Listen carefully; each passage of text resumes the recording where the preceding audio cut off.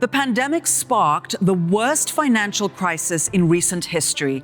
Today, we focus on how the world of finance is going to power the global economic recovery. There are three main hurdles. First, the level of global debt has reached a record of $281 trillion. That's 355% of the global GDP. Two, some countries are still battling recurring waves of the virus. And three, the global unemployment rate. As the world navigates its way out of the pandemic, capital spending is expected to increase significantly. We have invested heavily in technologies. In particular, for example, we have been deploying investment in online education. And this is something that we have deployed before the pandemic. So the pandemic have changed the landscape, but our philosophy remains the same. We remain as a long-term investors.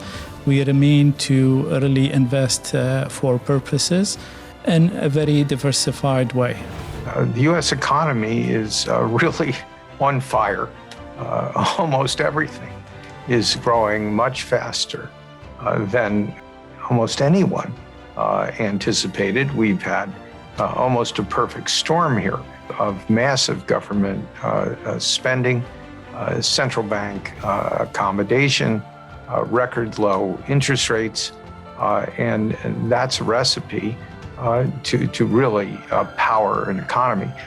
In the United States, for example, we're looking at economic growth of estimates around 8% real.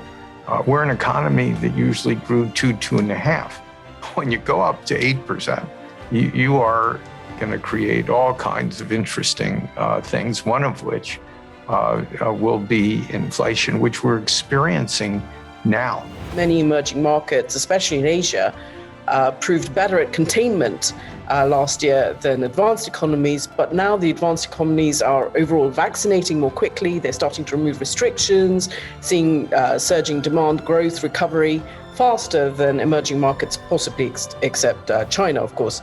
But there is this differential pace of economic rebound is very difficult in an interconnected world. It slows down recovery, especially for open economies who have supply chain and demand dependencies.